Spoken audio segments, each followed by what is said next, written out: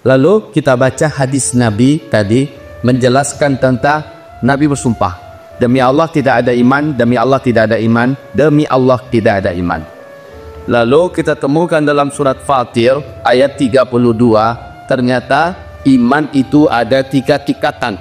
Iman tertinggi, iman pertengahan, iman paling bawah. Ketiga-tiga iman ini memastikan orangnya pasti masuk surga. Bedanya, kalau iman tertinggi namanya iman muhsinin, orangnya masuk surga tanpa hisab dan menempati surga tertinggi. Kalau iman mukmin, iman pertengahan, orangnya masuk surga tapi dihisab dulu di hari kiamat, cuma dipermudah dan diperlancar, ya. Lalu dia akhirnya masuk surga tanpa merasakan satu detik pun merasakan neraka. Jadi iman yang paling bawah ini dia, iman yang paling bawah, imannya kaum muslimin. Nah, iman orang ini karena kebanyakan buat dosa, bab dibarengi dengan sholat, dia puasa, tapi dosa lancar juga. Nah, orang macam ini, dia masuk surga, tapi dia harus merasakan dulu hisab yang berat pada hari kiamat, dan diazab dulu, dicuci dulu dalam neraka. Nah, karena masih ada iman, asalnya orang ini masih diizinkan keluar dari neraka, lalu masuk surga. Sekarang Bapak Ibu, setelah kita tahu iman itu ada 3 tingkatan, Nabi bersumpah 3 kali, demi Allah tidak ada iman. Iman tertinggi tidak ada.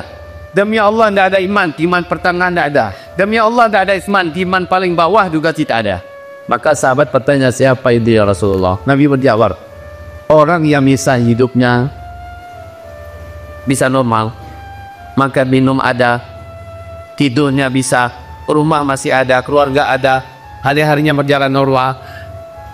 Tapi dia tahu ada saudaranya yang tidak bisa tidur karena memang sudah tidak punya rumah. Tidak bisa tidur karena tidak ada yang dimakan, dan ini sudah berbulan-bulan, Bapak Ibu. Tidak bisa tidur mereka karena dikejar-kejar terus oleh bom, oleh tembakan dan sebagainya. Gimana mau tidur? Semuanya lengkap sama mereka di Palestina. Tapi kita di sini tidak peduli. Kita hanya sibuk dengan sholat, ibadah dan sebagainya, dan kita merasa sudah berhak masuk surga. Demi Allah, Nabi berkata, tidak ada iman, tidak ada iman, tidak ada iman. Siapa ya Rasulullah? Orang yang hidupnya tenang, normal, sementara ada saudaranya susah dan sangat menderita, sampai-sampai gak bisa tidur, dan dia tahu tapi dia diakan saja. Nah, saya katakan tadi, datang kemari dengan izin Allah, dengan satu keyakinan, saya ingin sampaikan kepada muslimin, selamatkan iman masing-masing. Malam ini dan seterusnya, saya mengajak kepada kita semua tanpa terkecuali, buktikan, tunjukkan di hadapan Allah bahwa kita punya iman, walaupun itu iman yang paling rendah sekalipun. Bapak Ibu, hamba-hamba Allah yang kami cintai, coba lihat sebentar ya, benar-benar kita sedang di akhir zaman. Jadi maaf ini saya agak laju sedikit, agak cepat sedikit dia. Lihat ke layar kita, sejarah peradaban hidup di dunia ini. Ini awal-awal yang menghuni dunia adalah jin. Manusia belum ada. Lalu setelah itu Allah cabut amanah ini dari bangsa jin, Allah ganti dengan bangsa manusia, dimulai dari Nabi Adam. Adam, Idris, Nuh, dan seluruh para nabi, Nabi Muhammad yang paling terakhir. Ya, ada start, ada finish nih. Setelah finish 40 tahun kemudian baru kiamat, kehancuran alam semesta. Coba lihat, difokuskan ke start dan finish. Jadi kita hubungkan dia dengan Palestina, lalu kita hubungkan apa hubungannya dengan saya. Ya, apa hubungannya dengan kita? Ini start dan finish. Nabi diutus sebagai Nabi dan Rasul. Start. Finishnya adalah habis seluruh umat Nabi seretak di muka bumi dengan cara terjadi tanda besar kiamat yang nomor 7. Angin laut kematian berhembus dari negeri Yaman yang dengan cepat membungkus bumi. Siapapun orang Islam yang ada iman di dalam dadanya, walaupun imannya hanya seuyung kuku, angin itu tetap akan datang pada orang tersebut. Ketika kulitnya tersentuh oleh angin itu, terhirup olehnya angin itu, di saat itu, di tempat itu juga, dialah tergeletak meninggal dunia. Serentak seluruh orang Islam umat Nabi Muhammad meninggal dunia. Dan itu tanda besar kiamat nomor 7. Ya, baik Bapak Ibu. Nah, habis. Kemudian kata Nabi, yang tersisa hidup di muka bumi adalah orang-orang yang tidak ada iman kepada Allah, yang tidak kenal dengan Allah. Mereka lah yang menyaksikan kiamat besar, kehancuran alam semesta. Berapa lamanya setelah habisnya seluruh umat Islam? 40 tahun. Ya, baik. Nah, dari start ke finish Bapak Ibu, ada beberapa hadis, dua kumpulan hadis besar. Yang pertama, hadis riwayat Abu Daud, hadisnya dhaif, ya. Bapak Ibu, kata Rasulullah, umur umatku adalah umur umat Yahudi dikurangi umur umat Nasrani. Umur umat Yahudi dalam sejarah adalah 2000 tahun, umur umat Nasrani adalah 600 tahun. Jadi 1400 tahun. Di hadis yang lain Nabi berkata, umur umatku di sisi Allah, ini hasan li ghairi hadisnya ya. Umur umatku di sisi Allah adalah 1 hari saja. Lalu Allah tambahkan untuk umatku setengah hari lagi. Jadi 1 hari di sisi Allah, berapa lama kita menghitung di dunia? 1000 tahun. Itu dalilnya surat As-Sajdah ayat 5. Maka 1 hari setengah jadi berapa? 1500. Jadi ada 2 hadis ya. 1 1400, 1 1500. Hitungan Hijriah. Maka para ulama ahli hadis mendiskusikan 2 kelompok hadis ini. Jumhur ulama sepakat mengatakan umur umat Nabi dari start ke finish adalah antara 1400 ke 1500 tahun, hitungan Hijriah.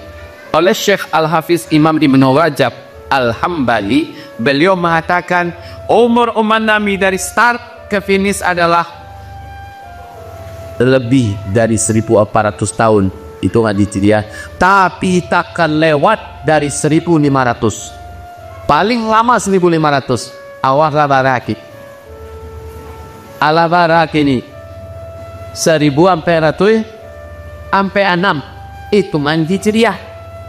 Kalau Hijriah itu ngitungnya dari sini Pak. Ya, setelah Nabi hijrah dari Mekah ke Madinah baru mulai menghitung Hijriah 1400 sampai kurang 6. Menghitung umur umat Nabi bukan sejak Nabi hijrah, tapi sejak beliau diangkat oleh Allah menjadi Nabi dan Rasul. Artinya ada 13 tahun Nabi di Makkah yang belum digabungkan ke 1446. Tambahkan di balik. Jadi 1459. Andai kata Bapak Ibu umur umat Nabi ini paling mentok 1500 dan kita tidak akan nambah, tidak pasti tidak akan lebih, maka tinggal dikurangi saja. Di hadapan kita tersisa paling lama 41 tahun saja lagi. Untuk orang Islam ini bukan kiamat ya, untuk orang Islam.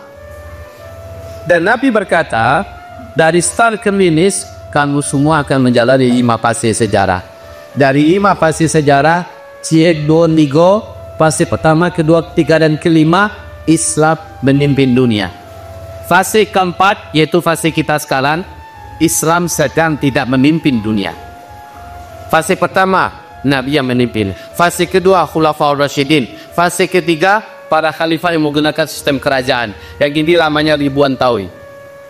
Runtuhnya khilafah Islam yang Utsmani tanggal 3 Maret 1924 sampai hari ini adalah fase keempat. Islam sedang berada di bawah, sedang diinjak-injak, sedang dipijak-pijak, sedang dijajah, sedang dizalimi, sedang disakiti di berbagai penjuru dunia. Karena so benda. Baik. Tapi ini pun tak lama karena kita sudah sampai di penghujung sekarang ya. Penghujung fase keempat. Tak lama lagi Islam akan kembali memimpin dunia. Bapak Ibu tahu di mana menurut Allah dan Rasulnya Islam akan memimpin dunia? Pusatnya di mana? Lai tahu apa Ibu di mana? Siapa yang menyangka kalau ternyata tempat pusat pemerintahan Islam nanti seluruh dunia adalah Baitul Maqdis Palestina. Baik Bapak Ibu, selanjutnya coba kita lihat sebentar fase keempat, bukan fase keempat. Nah ini di fase keempat Rasulullah berkata akan bermunculan berbagai macam paham yang menyesatkan, aliran-aliran sesat yang besar, serta paham-paham syirik seperti demokrasi, HAM, liberalisme, ateisme, sekularisme, ya, komunisme, isme lainnya. Lalu muncullah, terjadilah perang dunia pertama, lalu terjadilah perang dunia kedua, lalu terjadilah kata alam ini, kata alam itu. Semuanya sudah terjadi Bapak Ibu. Ini fase keempat sebenarnya sabaluto masih adogo. Tapi karena saya ingin menghemat ruangannya sehabis ini saja, kita lihat di fase keempat Nabi berkata menjelang dekatnya kiamat akan terjadilah Arab mendadak menjadi kaya raya. Lalu mereka saling berlomba-lomba membangun gedung-gedung tinggi pencakar langit. Ini sudah terjadi apa belum sekarang? Dan bila itu sudah terjadi, kiamat sudah sangat dekat, kata Nabi. Berikutnya, coba diisum ya. Berikutnya, Nabi berkata, menjelang kiamat terjadi, Arab mulai dituruni salju. Sudah terjadi apa belum?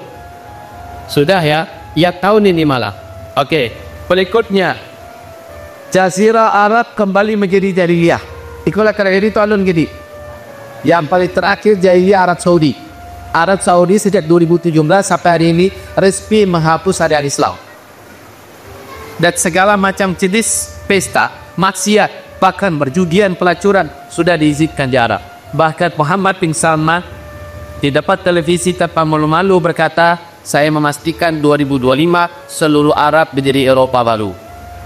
Satu dosa dan maksiat yang ada di Eropa ada di Arab. Kini bahkan di Arab telah mulai patung balik sembah. Ya, dibuatlah pusat penyembahan patung terbesar hari ini di Arab kembali. Inna lillahi wa inna ilaihi raji'un. Baik.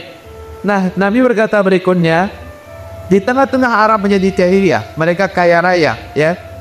Kemudian terjadilah hal yang sangat menakjubkan. Berdiri sebuah negara yang mengalahkan raksasa-raksasa dunia.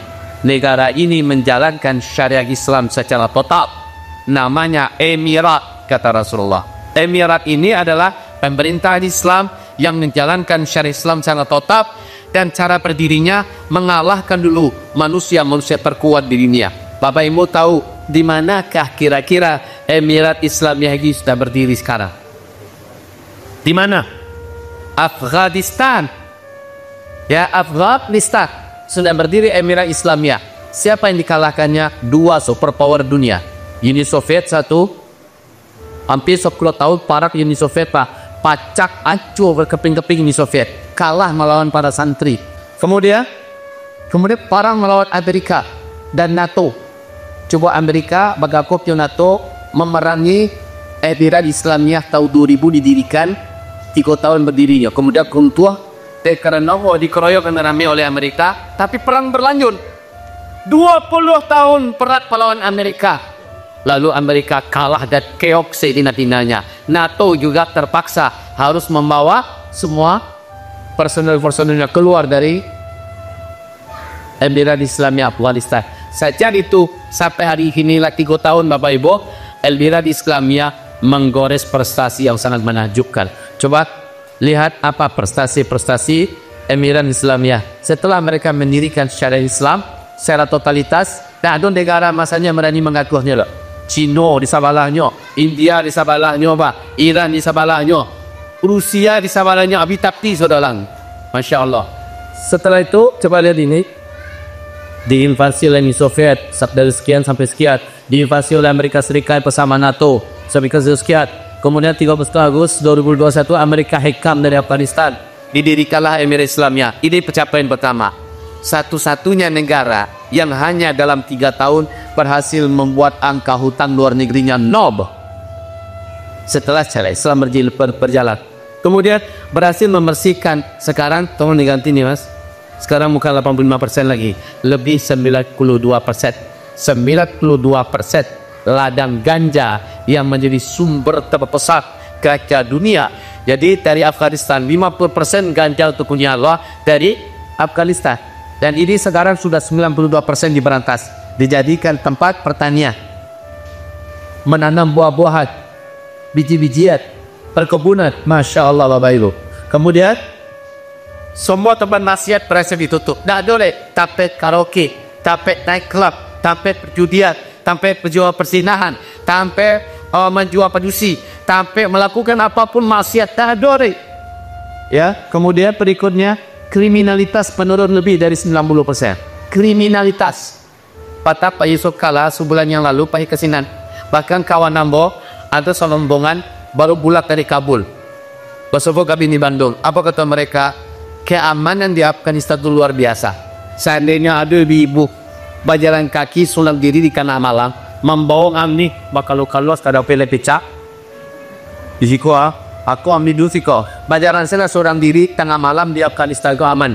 Saking amannya Afghanistan kini. Luar biasa Pak. Itu setelah berjalan syariat Islam. Kemudian di tahun pertama saja Emirat Islam yang berdiri sudah berhasil mendongkrak teknologi otomotif sehingga bisa memproduksi mobil sporty standar Eropa sendiri. Menakjubkan ya. Kemudian derajat dan harkat wanita langsung membumbung tinggi. Kalau sebelum ini dipenjualkan di pasar-pasar gelap, diperbudak, memuaskan nafsu, diperkosa di mana-mana, tidak ada nilai dan harga. Setelah berdiri syariat Islam, yang berdiri Emirat Islamia, wanita ambil secara hormat, bersaing dengan laki-laki dengan cara hormat. Sudah bisa masuk sekolah sampai ketika doktor, profesor boleh, bahkan bisa menjadi dekan, bisa menjadi rektor, bahkan bisa bermain dalam politik bersama-sama. Masya Allah, Pak. Masya Allah, boleh berbisnis, tapi kehormatannya terjaga, syariat terjaga. Kondisi wanita hari ini luar biasa di Afghanistan. Kemudian hari ini ditemukan terlalu banyak kekayaan alam dalam perut dan dalam bumi Afghanistan. Sehingga sekarang ini 2 bulan yang lalu apa kata Presiden Rusia Vladimir Putin, suruh Emirat Islamia adalah negara teroris. Hari ini kami cabut kata-kata itu dan kami nyatakan bahwa Emirat Islamia Afghanistan adalah sekutu kami. Dia adalah negara yang berdaulat dan terhormat. Masya Allah. Dan itu diumumkan di televisi. Hari ini negara-negara besar seperti Amerika memohon kepada pemerintahan Emirat, izinkan kami buka kedutaan besar kami di Kabul. Izinkan kami, kata Jinnah, buka kedutaan besar kami. Arab Saudi juga minta izin buka kedutaan besarnya, Pak. Beberapa negara Eropa hari ini mulai membuka kedutaan besar mereka di Emirat Islamia Afghanistan. Betapa menakjubkan ya, ketika sejarah Islam berjalan luar biasa Bapak Ibu. Ya, kemiskinan langsung diperatas, keamanan langsung terwujud, tepan masjid langsung tutup, kemudian pendidikan langsung melonjak tajam dan seperti kita lihat. Ini baru 3 tahun loh ya. Luar biasa. Nah, sekarang kita kembali ke fase keempat. Ini ya. Jadi setelah ini, setelah berdiri Emirat Islamia, apa yang terjadi? Dunia dikejutkan, terjadi perang dan jihad ribat di Askelon. Di mana Askelon itu Bapak Ibu? Di mana Askelon itu? Askelon itu di mana? Palestina. Coba buka peta Palestina. Jangan di zoom dulu ya, jangan di zoom dulu. Ini laut Mediterania, itu Eropa deh kok, ke Turki, Bapak Ibu ke Palestina, ke Yordania, Suria, ya, baik Bapak Ibu, ini Mesir, ini kota Rafah, silakan bisu. Ini kota Rafah, ini dia Askelon. Menurut para ulama dan ahli sejarah, bahwa Askelon ini aslinya sampai ke bawah, sampai ke kota Rafah, namanya Askelon dulu Bapak. Aslinya namanya Askelon atau Askala. Lihat karena nama Ibnu Hajar al-Asqalani. Itu dia, Asqalahi Askelon. Berarti ini Askelon semua ini. Nah, Nabi berkata di akhir zaman, ketika orang menjadi jahiliyah, ketika sudah berdiri Emirat Islamia, akan terjadi perang yang sangat menakjubkan, dan perang itu terjadi di Askelon. Apa katanya? Ini adalah jihad dan ribat asfalan. Masya Allah. Sekarang kita buka hadisnya Mas Ahmad. Ya, buka hadisnya. Oh ya, sebentar. Sebelum buka hadisnya, kembali ke fase keempat tadi. Apa yang akan terjadi setelah jihad dan ribat di Askelon ini terjadi? Ujungnya adalah ini, takbir. Apa yang terjadi? Nomor 1, Masjidil Aqsa akan kembali berhasil dibebaskan, dan kita semua akan sholat di Masjidil Aqsa sebebas kita sholat di Makkah Madinah. Insya hari ini Bapak Ibu, seluruh negara diblok oleh Israel, tak boleh masuk, apalagi Arab. Negara yang masih boleh sholat di Masjidil Aqsa hari ini cuma 2, Indonesia dan Malaysia saja. Tapi yang lain mulai Israel dibolehkah? Awak Pak, Ambo selalu dengan izin Allah bawa jamaah bola balik ya ke tanah suci dan plus Aqsa, aman. Kenapa? Visa langsung penjahat Israel itu ngasih visa turis, berarti wakil negara, berarti dijamin selama. maka kami masuk, selama sana aman, dan keluar jika aman. 2 kali sampai 3 kali, saya hanya punya waktu segitu. Kalau dah ulang kami diminta oleh travel, berakhir uyam bawa jemaah, mau gecekan nak bisa. Kamu punya pesantren, dan kamu punya jadwal-jadwal ceramah. Kau yuju 3 kali dalam setahun je. Nah, besok tanggal 29 Oktober, dengan izin Allah mau berakhir balik. Kemudian akhir tahun, kalau ada izin Allah mau berakhir balik, pas Isra Mi'raj, mau berakhir balik.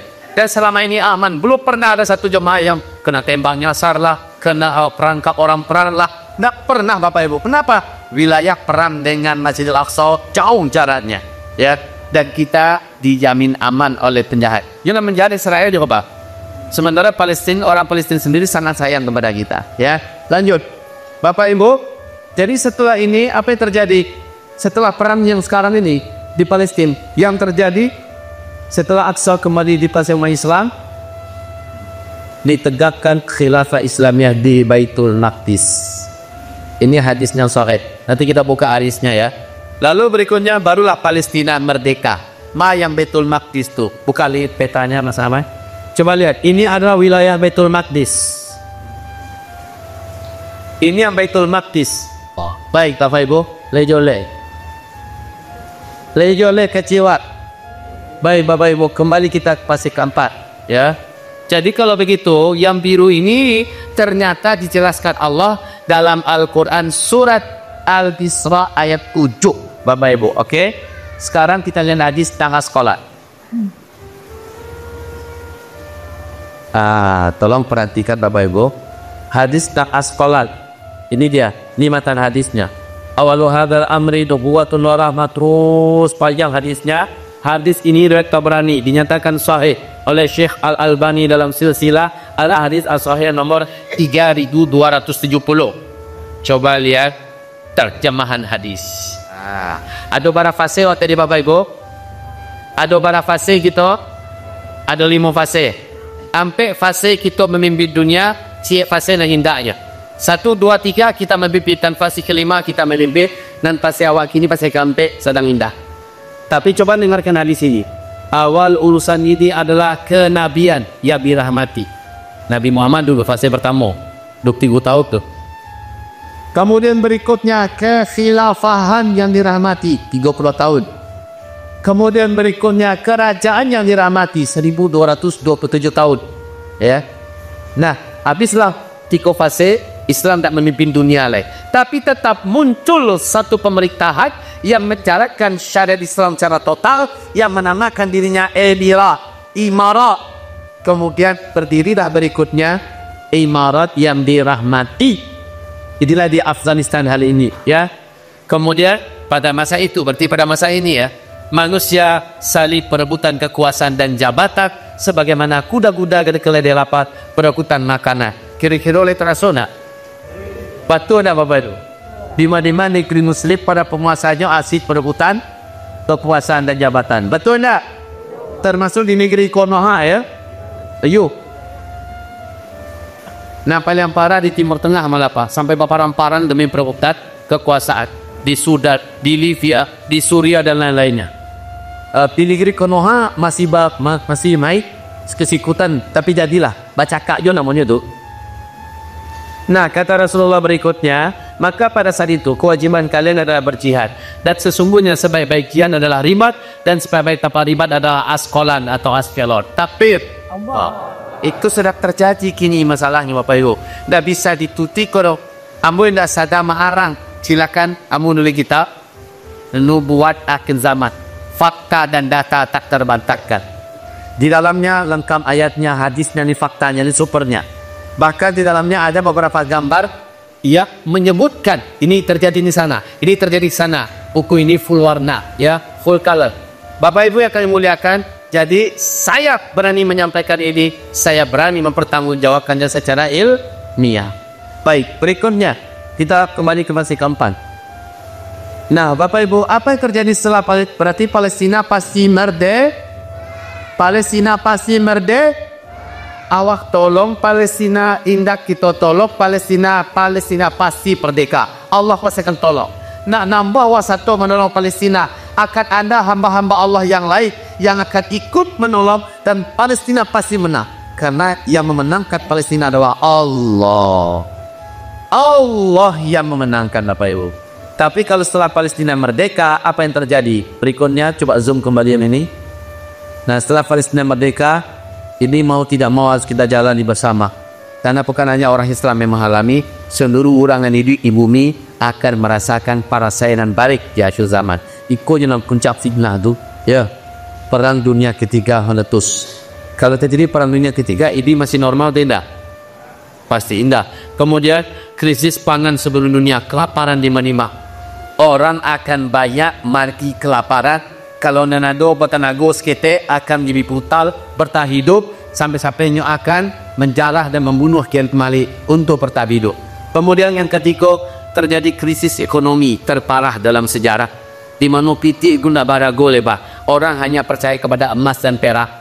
Ya, LGBT karate yang ada kau kecil Nabi seperti daun menguning yang berguguran dari batang pohon. Bahasa serah di pinggir jalan dipermainkan anak-anak kecil kalian. Tak ada orang golek. Saat itu orangnya percaya kepada emas dan perak. Kini lah mulai kau pak. Allah mulai banyak di negara-negara sebarang cetak. Sedihnya pikir ya tanpa underline emas main cetak saja. Dia menyelamatkan ekonominya sesaat. Pada akhirnya terjadilah krisis yang tak bisa dielakkan. Satu-satunya bisa dipercaya orang saat itu adalah emas. Jadi aku sarankan, kau ado Bapak Ibu Pak Iti, kau ado balikanlah kami Pak Bob, lihat tuh Ibu Bang Iti, balian kami, nanti sale-sale di bawah bata, nanti impi ilipian baju dalam lemari, utrit piki itu pisu pada kami, muah, Bapak Ibu, kau alu ya di rekening ambil balian kami. Lairang tubuh. Nggak usah banyak-banyak, 1 kilo, 2 kilo simpan. Betul lah ayo. Banyak bat, Pak. Abah, 1 gram, 2 gram, 1 gram. Balian kami, percayalah kau dalam mulai Bapak Ibu. Demi Allah indah dalam mulai. Kau kau indah pahalai. Berikutnya, bencana-bencana alam yang besar terjadi di seluruh dunia. La ilaha illallah. Sudahlah perang dunia ketiga, orang krisis, kelaparan bulo, kehancuran ekonomi, bencana alam boleh dimenerima. Ada yang tsunami, ada yang gempa gada, ada yang gunung-gunung Malakri, ada yang likuifaksi, ada yang tornado dan bagai-bagai lah. Sesudah itu mewabah gulung penyakit buatan dan menyebabkan kematian massal terjadi di mana-mana. Patako kopat kopit patangko paham? Itu baru tes water, ya, baru sedap uji pisoko mencogo yang digadang lepas ditulis. Dan kini tak bisa dibendung Bapak Ibu akan banyak kematian massal. Ya, baik Bapak Ibu. Berikutnya perang perebutan kekuasaan gimana-mana, khususnya Arab Saudi. Majiga Raja Salman 86 kini Pak. Dan itu banyak penyakit kronis di beliau penyayuk. Para pangeran banyak yang sakit akid pada Muhammad bin Salman. Kalau nak parang berdarah-darah, so percaya lah Pak. Aja hadisnya sudah ada dalam cerita Nabi Sallallahu dalam kitab ni ada. Baik Bapak Ibu kami muliakan, barulah setelah Palestina merdeka, Israel lenyap, Amerika dan Eropa runtuh. Amin. Berarti Joko ketujuh ya. Yang terdelapan, kerusuhan, perang, pembunuhan, chaos terjadi di mana-mana. Yubana alai kata Nabi, orang beriman yang sampai kue gimannya saat dia melewati kuburan iri dengan orang yang lah di dalam tanah gua. Inyo berharap kalau lah inyo di dalam tanah saking beratnya hidup di atas tanah saat itu kata Nabi. Pertanyaan sahabat, ya Rasulullah, bare inyo ini ketika tulai adalah tempat yang aman. Di mana? Kama engkau suruh kami ya Rasulullah hijrah. Di mana tempat yang boleh aman, bisa menjaga iman kami, menjaga nyawa kami, menjaga keluarga kami dan harta kami. Kama kami pai saat itu ya Rasulullah. Nabi menjawab, tempat yang paling aman saat itu adalah Palestina. Syah, Allahu Akbar. Kini sampai apa kacau ni mak? Palestina tu pak, tapi yang boleh berdarah. Seolah-olah tapi apa kacau itu Allah pindahkan untuk Arab dan sekitarnya. Sampai ke usia nak kira-kira kok. Sampai walaupun tak sabari Arab, pun nak paling bari Arab suka pak. Kini Arab nak paling sombong. Arab nak paling sok-sokan. Ya, disuk kau dimindah ti Allah. Penderitaan Palestina Allah mindahkan. Dan nomor 1 merasukan Arab dulu di Timur Tengah. Ya, sesudah itu sampai nak kawak sampai. Tetapi insya Allah ya, insya Allah mungkin ya Allah Allah orang Indonesia termasuk yang punya daya tahan lebih. Waktu itu mana sawah bah, awak punya sawah, punya kebun, punya tanah lawe, sehingga bisa bercocok tanam. Kalau orang di Arab di mana cucu tanam? Orang-orang di Afrika, orang-orang di Amerika, di Eropa, ya bah ya. Kama dari mana mereka bercocok tanam bah? Kalau di Indonesia meniklah. Allah wa'ala. Baik, kembali kita kepada topik kita ya. Sekarang tolong buka apa yang terjadi setelah Palestina merdeka. Ini hadisnya. Kembali hadis ini sahih ya. Riwayat Abu Daud di Kitab Jihad nomor 2173 dari Imam Ahmad. Disahihkan oleh Syekh Albani dalam Sahih Sunan Abi Daud. Ini matan hadisnya dan terjemahannya. Lihat terjemahannya. Rasulullah kemudian meletakkan telapak tangannya di atas kepalaku atau di atas tengkukku, lantas dia bersabda, wahai Ibnu Hawalah, jika engkau melihat kekhalifahan telah turun di bumi Al-Maqdis atau Baitul Maqdis Palestina, maka itu pertanda telah dekatnya berbagai goncangan, keguguran dan peristiwa-peristiwa besar. Dan 8 tadi Bapak Ibu. Kalau merdeka Palestina saat itu khilafah laba bunyi diumumkan di Baitul Maqdis, maka itu pertanda bencana-bencana besar akan melanda di Madinah. Jadi aku sampaikan cerita kosong atau memang dari hadis Nabi. Nah, satu persatu perang dunia ketiga segala macamnya ada dalam kitab tu ya. Hadisnya, aku status hadisnya, 5 kitabnya, mau buktinya, atau tanda aja dan sebagainya. Baik Bapak Ibu, lanjut. Kita kembali Bapak Ibu, kalau begitu apa hubungannya dengan kita sekarang Buya? Mungkin ini pertanyaan. Hubungannya adalah hadis kita pertama tadi. Wallahi la yumi, wallahi la yumi, wallahi la yumi. Demi Allah tidak ada iman. Demi Allah tidak ada iman. Demi Allah tidak ada iman. Padahal hanya dengan iman kita bisa masuk surga. Dan hanya orang beriman di surah Al-An'am ayat 158. 158 ya Mas Ahmad. Surat Al-An'am 158, Allah menjamin orang yang selamat di akhir zaman hanyalah orang-orang beriman yang ada amal solehnya. Tidak ada iman, dah akan selamatnya di akhir zaman. Baik Bapak Ibu, sekarang alhamdulillah Indonesia termasuk yang paling serius memperhatikan Palestina sampai hari ini. Alhamdulillah.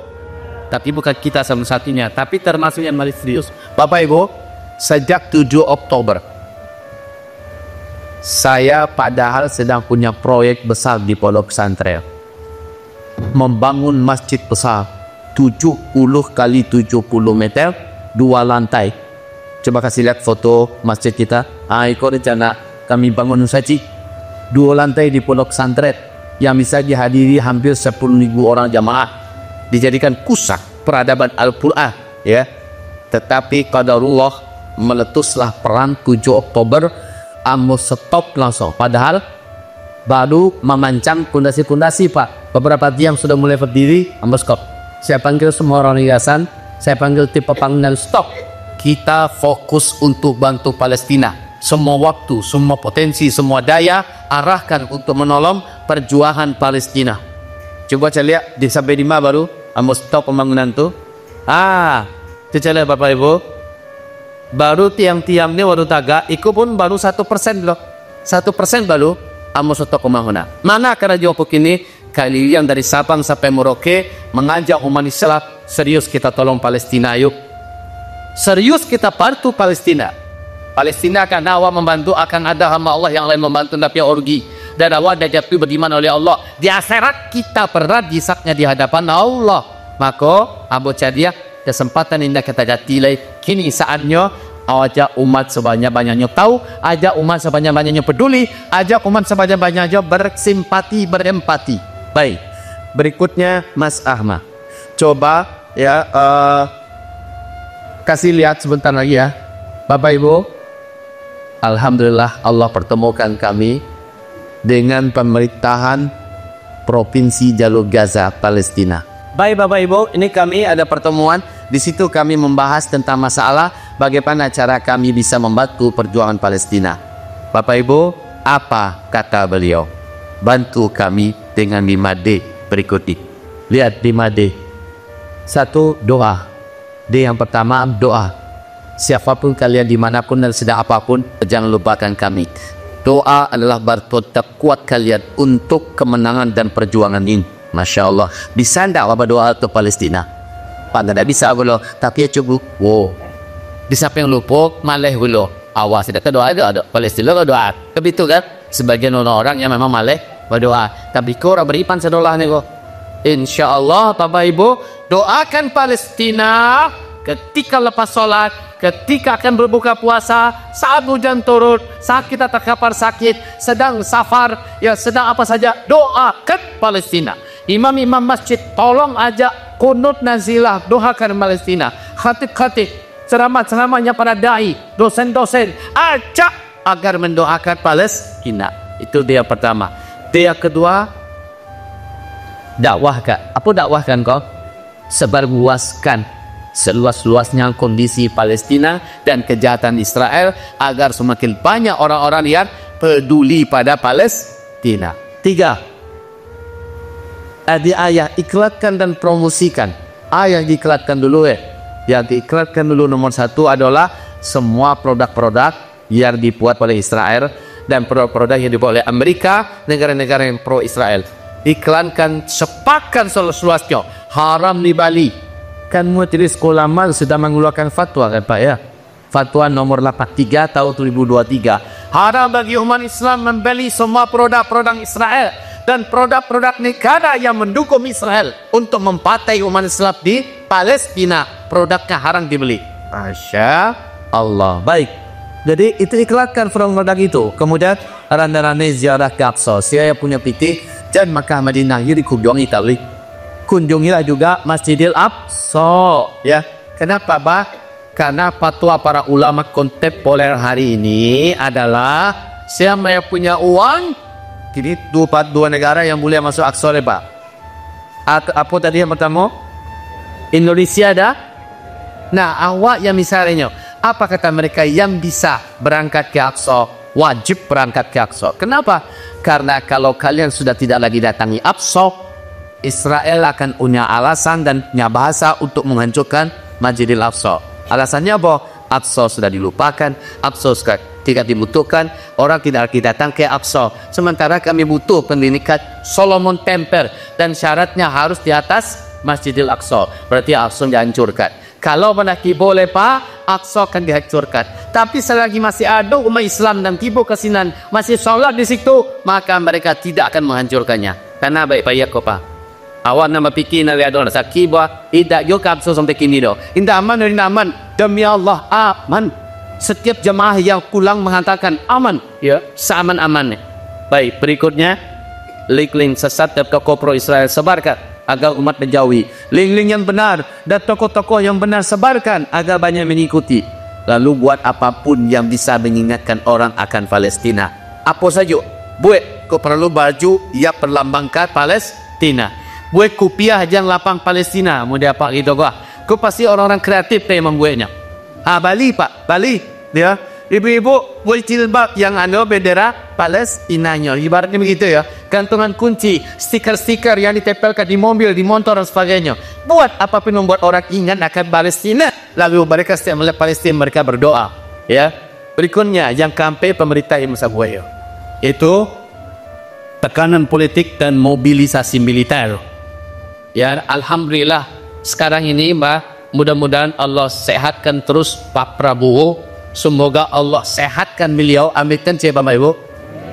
Ya, beliau lantang ya berbicara hari ini di panggung internasional tentang Palestina. Awak berharap memohon kepada Allah Pak ya, semoga badan beliau sehat, umur beliau panjang, selamat dari makan orang-orang yang ingin menghabisinya. Amin.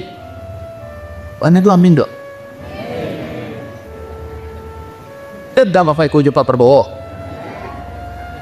Ica nukuan tu kini ko nan paling lantang bicara dari Indonesia untuk kemaslahatan Palestina adalah beliau.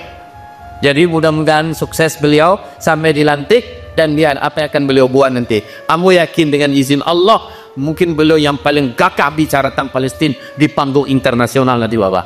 Bahkan beliau bersumpah di depan negara-negara dunia, kami TNI siap memberangkatkan tentara-tentara kami untuk mengawal di Gaza terdapat untuk Palestina. Masya Allah. Keren Bapak Ibu. Jadi sakit-sakit hati nalape tercampal aja. Ya. Lausan simpan jole. Setuju nak? Ayo. Nomor 5 baru kau jatah kita. Kau bisa kita kok. Nomor 5 adamul mali wal maddi, kumpulkan donasi kemanusiaan dan donasi perjuangan. Atau dua model donasi yang harus kita ubahkan. 1 donasi kemanusiaan, 2 donasi perjuangan.